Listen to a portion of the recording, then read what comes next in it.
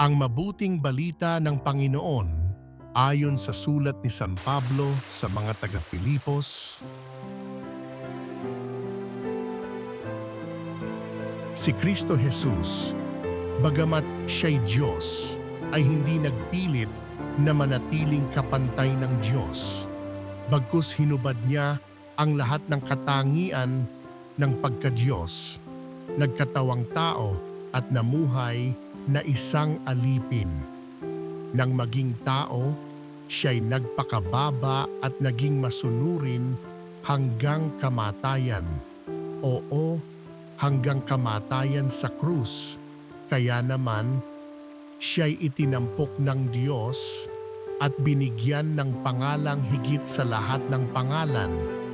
Anupat ang lahat ng nilalang na nasa langit, nasa lupa at nasa ilalim ng lupa ay maninikluhod at sasamba sa Kanya at ipapahayag ng lahat na si Hesukristo ang Panginoon sa ikararangal ng Diyos Ama. Ang mabuting balita ng Panginoon